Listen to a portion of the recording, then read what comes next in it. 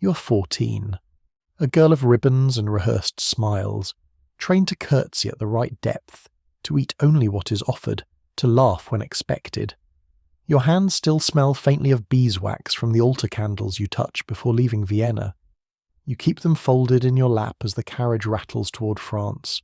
They stop at the border.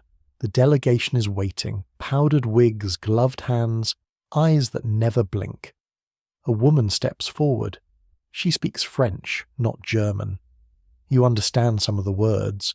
Most of them you feel in your stomach instead of your ears. You're told to undress, not just your gown, everything.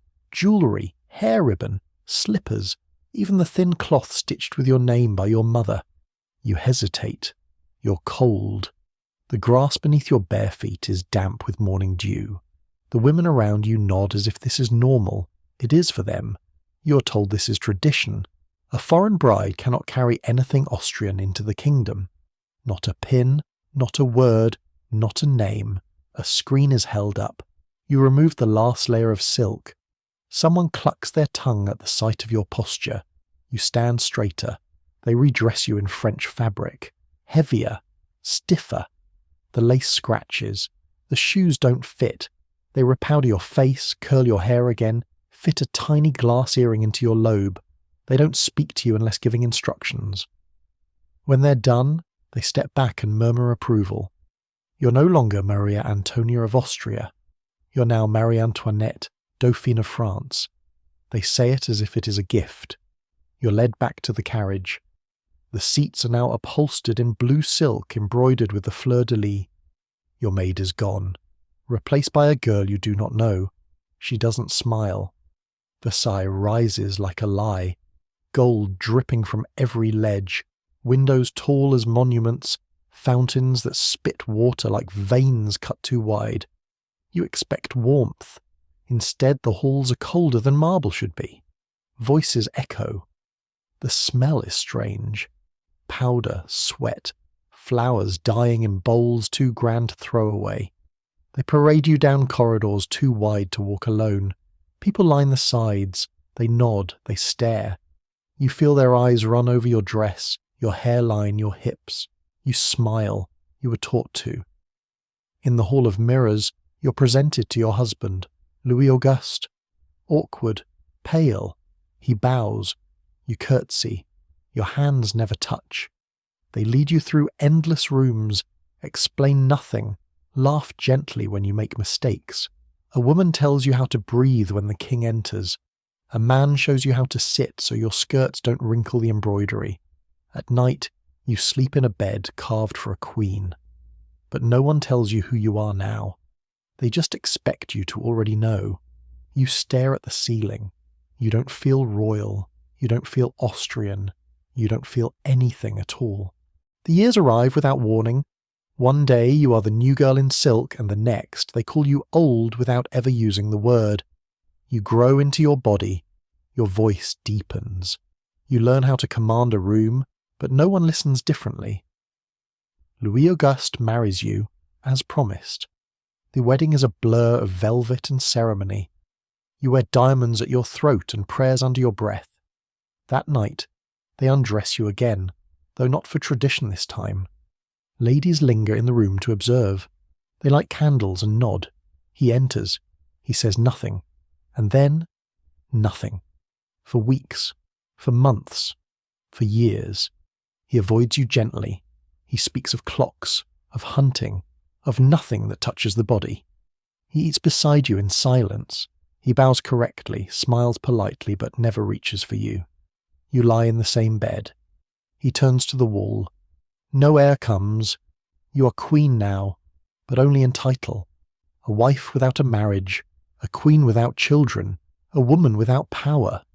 The crown weighs nothing on your head, but it crushes you anyway. The court begins to talk. They say you are barren, that your Austrian blood is cold, that you prefer the company of women, that you don't understand France or worse, that you never wanted to. They mock your laugh, your accent, your choices. You learn to control the narrative. You wear colours no one else dares to wear. You host evenings that rival anything Versailles has ever seen. You dance too long, you gamble too freely, you smile with your whole face, your whole mouth, until they forget they called you barren and start calling you extravagant instead. Still no child, still no voice in council. You are queen, but no one fears you.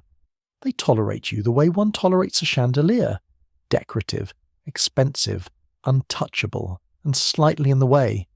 You spend hours preparing for appearances, hours choosing fabrics, gems, ribbons, not for vanity, for strategy, for survival. You realize that the louder your appearance, the quieter their suspicion. You turn laughter into armor. When they say you're a foreigner, you host a masquerade in Austrian fashion. When they say you're useless, you ride horses better than half the men who mock you. When they say you're too bold, you invite the boldest into your circle and outshine them. But it never ends. The whispers change shape but never stop. You wake up each morning knowing you will play a version of yourself that others created. You no longer remember where the real version is hidden. Maybe under the layers of silk. Maybe behind the powdered face. Maybe somewhere in the mirror you stopped looking into. You smile anyway, because if you stop, even for a second, they will see the girl beneath the queen, and queens are not allowed to be afraid. You learn quickly that power in Versailles doesn't move in straight lines. It drips sideways, through glance and gossip, through what's worn and what's withheld. So you build your power where you can, not in parliament, not in war rooms, but in mirrors, fabric and candlelight. You become your own performance. Your nights stretch into operas, masquerades, card tables that clatter with laughter. You dance until morning, cheeks flushed under powdered rouge. You move through crowds like a comet, bright, fast, impossible to catch. If they won't give you real power, you'll take spectacle. You commission gowns so wide they brush walls when you walk. Pearls hang from your ears like teardrops too heavy to fall. Your hair rises like sculpture, sometimes shaped like ships, sometimes like towers, always meant to provoke. The court imitates you before they finish mocking you. Still, you go further. You build your own world behind the palace. A retreat, a fiction. Petit Trianon. At the edge of Versailles, you create a stage set designed to erase Versailles itself. Painted farmhouses, trimmed gardens, faux cottages in perfect lines. A queen's village where sheep wear ribbons and milkmaids never sweat. You walk barefoot through the grass, laughing as you pick flowers from beds planted by servants. You dress like a shepherdess in silk. You spin wool with clean fingers that never calloused. You feed chickens that someone else just fed. It becomes the only place where you breathe. Back in the palace, the real world presses harder. The price of bread rises. Crowds gather in Paris. Children die with bloated stomachs and flies in their eyes. They look to the court, but Versailles looks away. The treasury groans. Ministers panic. France slips. You continue the play. You host midnight theatre with custom scripts. You invite musicians from Italy, magicians from Prague, tailors from London. Diamonds sit on your wrist the size of hen's eggs. Your monthly wardrobe costs more than 1,000 families could earn in a year. They call you Madame Deficit. The name appears first in whispers, then in pamphlets, then on the lips of strangers bold enough to say it in the street. You hear it. You smile wider. You double the guest list. Because at this point, you're not a woman, not even a queen. You're an idea. A symbol painted in powder and extravagance. They dress wooden dolls in your image and burn them in town squares. Artists etch you onto playing cards, with your throat slashed and blood on your hands. You're no longer flesh to them. You're theatre. You could stop. You could retreat. Apologize. Change course. But no one tells you how. You have no blueprint for shrinking a crown once it's been enlarged to fill every room you walk through. So you keep going. Because if you pause, if you sit still, if you act like a woman again instead of a queen, the whole illusion will collapse. And when the people come for you, and they will, it won't be to ask who you are. It will be to destroy what they've already decided you represent. The necklace was never meant for you. You never touched it, never asked for it, never saw it up close. But it wraps around your name like a noose all the same. It begins with a woman, Jeanne de la Motte. Sharp smile, empty bloodline. She lies well. She forges letters in your hand with words you never wrote. She convinces a cardinal that you want the necklace, that it's a secret favour, that it will win your gratitude. She tells him to meet you at night in the garden. She hires a prostitute to wear your gown. The cardinal believes her. He buys the necklace, a mountain of diamonds, enough to feed a province, enough to fix the treasury. Instead, it disappears, sold off in fragments, passed hand to hand. Word gets out, and the public turns, not toward Jean, not toward the cardinal, toward you. Because your name was in the letter, because your name has always been easier to hate. They don't ask for details, they don't wait for trial. The scandal becomes gospel overnight. They paint you dripping in jewels, mocking the poor.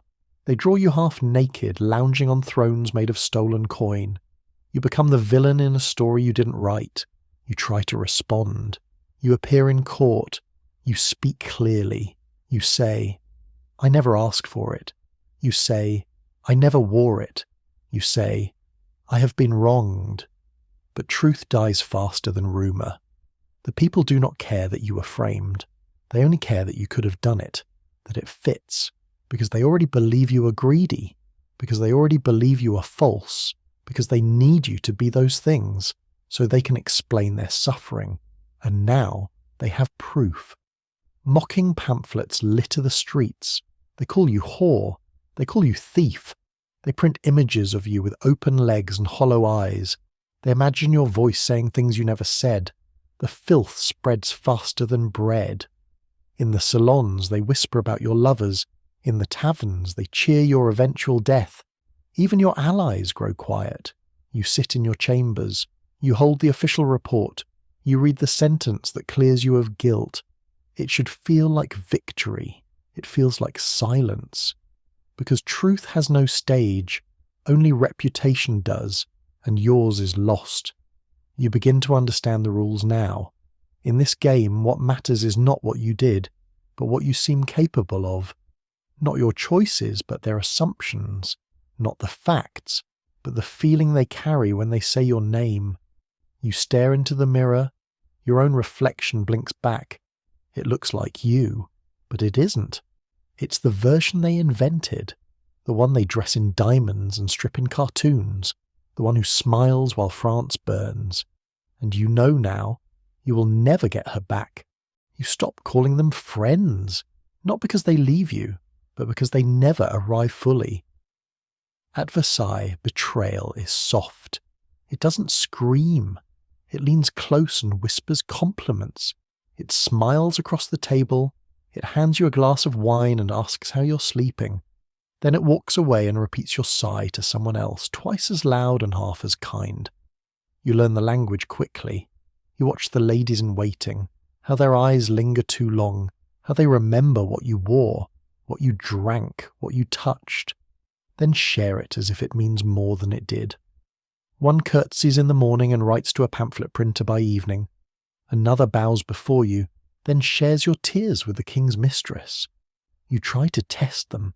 Change your stories, shift your tone, see what leaks. It all leaks. You're a fountain that cannot stop spilling. No matter how quiet you speak, your life reaches mouths that twist it into something else. They call it court politics, but it's something older, hungrier, a kind of feeding. They eat you in pieces with silver knives. Even those who swear loyalty keep their palms open for better offers. You don't know who watches you from behind the drapes, who listens through the keyholes, who folds your words into letters for foreign spies.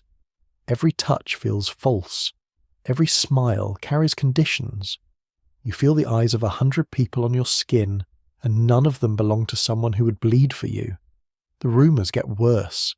They say you sleep with the captain of the guard, with the young women who arrange your hair, with the Comte d'Artois, your husband's brother with his sly mouth and wandering hands. You laugh at first, then you stop laughing. Then you start locking the doors. Every night, 3 bolts. You push a chair under the handle. You sit in silence, holding your breath when footsteps pass in the hall. Even the king doesn't visit unless summoned. You wake often, heart pounding, unsure of what your mind invented and what the palace itself whispered to you. You light candles that aren't needed.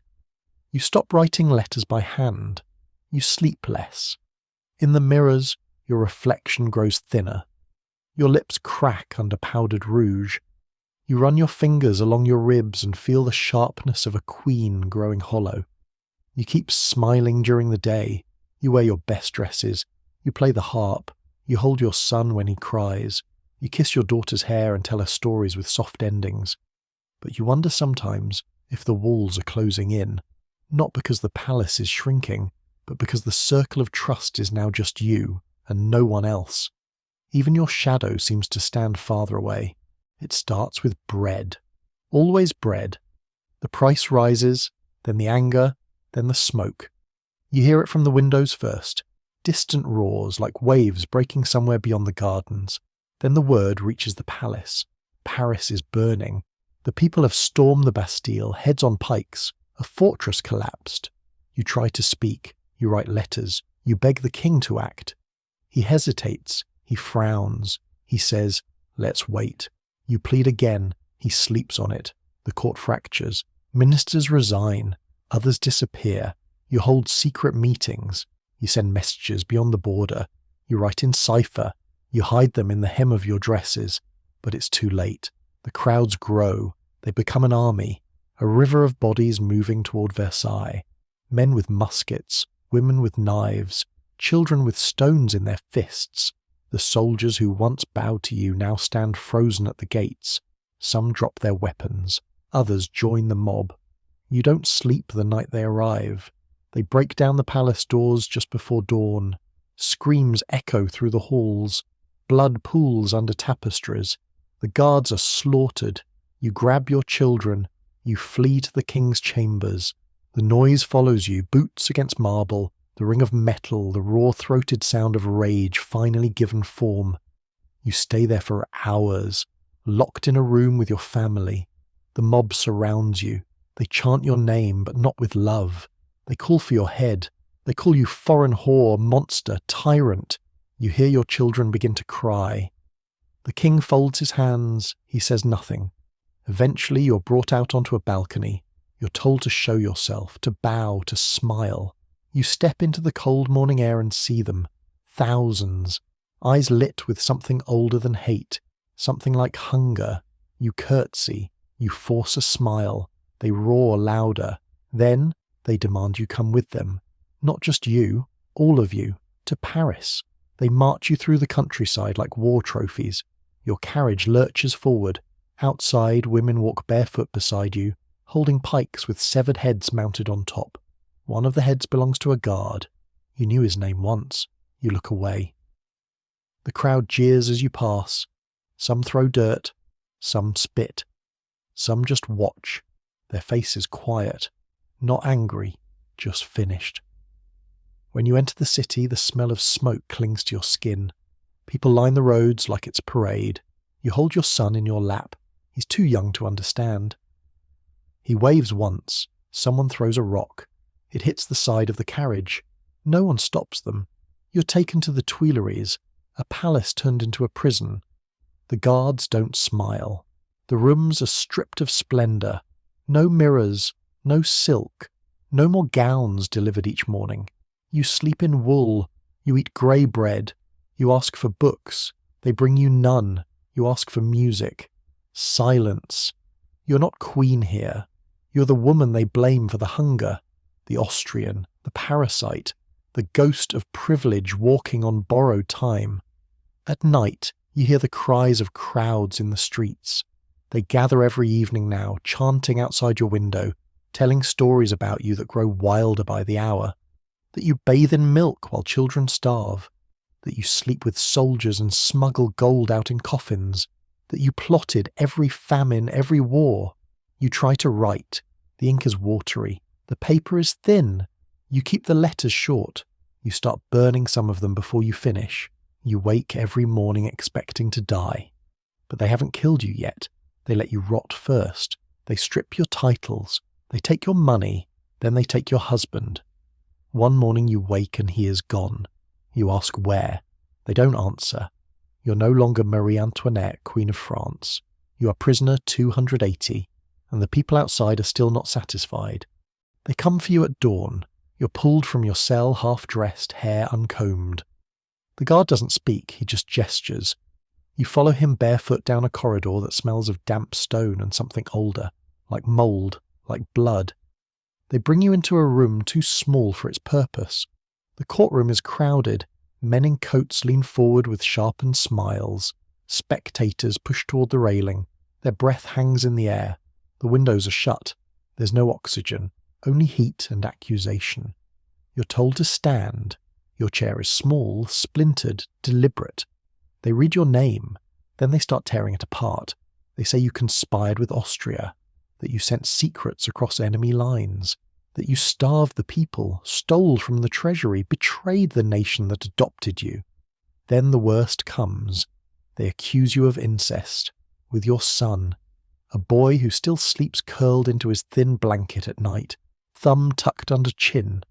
You do not flinch. You do not blink. The accusation silences the room for half a second. Then the voices rise again, louder, as if daring you to scream. But you sit straighter, your hands in your lap, your back unbending. Someone asks if you deny it. You say only one thing. You say, "I appeal to all mothers." And then you fall silent again. Not because you're defeated, because the truth here is nothing but decoration. The verdict was written before your name appeared on the docket. You could have wept, argued, begged. It would not matter. They do not want you to defend yourself. They want to witness your unravelling. You disappoint them. You're too quiet, too still. They read witness statements that drip with fantasy. They hold up forged letters. They question your morality, your intelligence, your motherhood. They speak of diamonds, of gambling, of dancing while France choked on ash. You sit through all of it, because the woman they're describing isn't you, but she's the one who will die today. You're told to rise. You hear the sentence. Death by guillotine. No delay, no appeal. They ask if you have any last words. You shake your head. You ask for nothing. Not forgiveness, not mercy, not even water. You've lived long enough in the theatre of appearances. Now, at the edge of erasure, you no longer owe them a performance.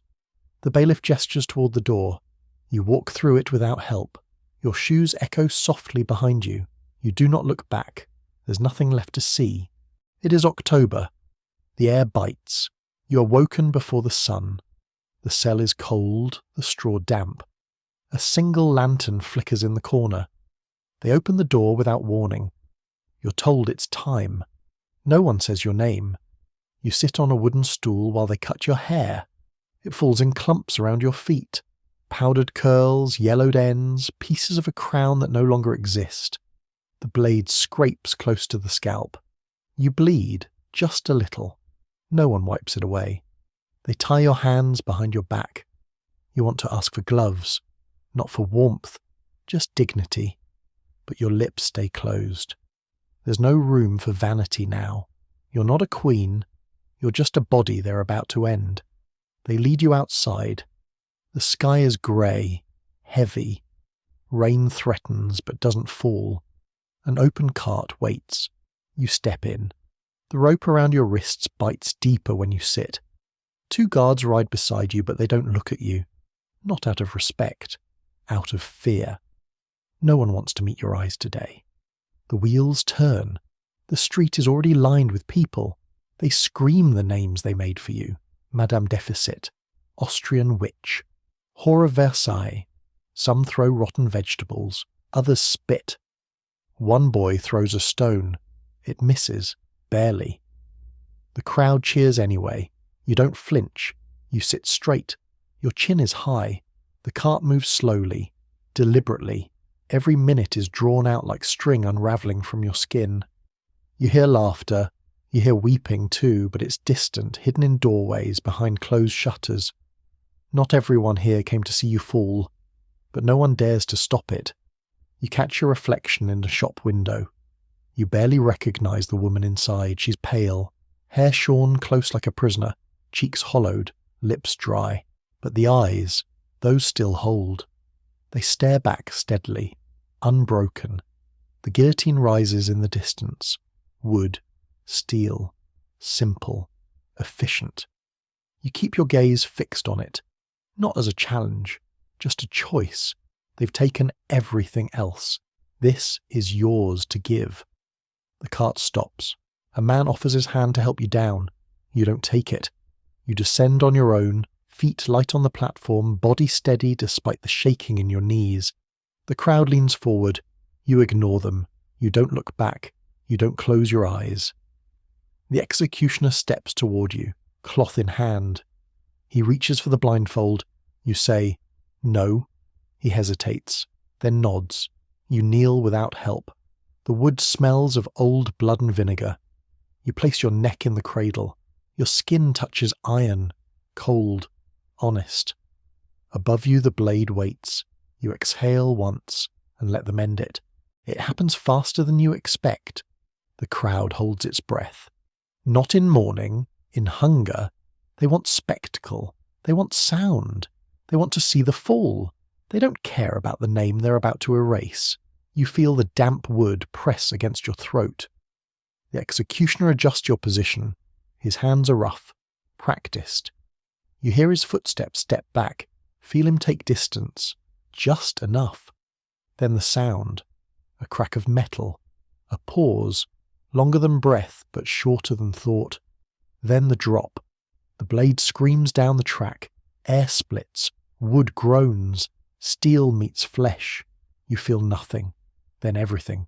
Not pain, not exactly, not heat, just release. Like something held too long inside your chest finally let go. The kind of silence that isn't quiet. It's full. Full of all the years you didn't get to live. The apologies never made. The truth is never spoken. The crowd erupts.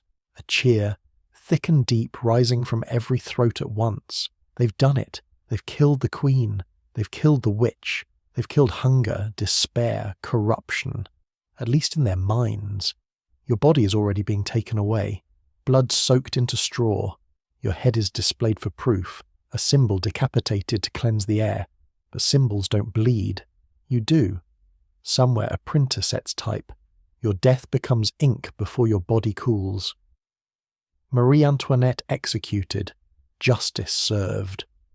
One line. No nuance. No memory of who you were before the crown. No whisper of the girl who crossed a border at 14 with cold feet and a name she'd never hear again. Your children won't read that line today.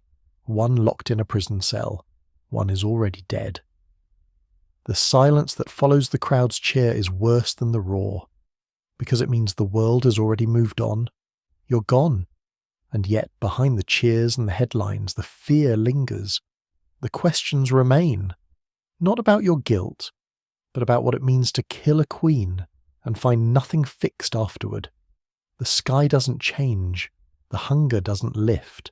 The blade falls, but the sickness remains. And somewhere, deep in the echo of your final breath, France begins to wonder what it actually destroyed,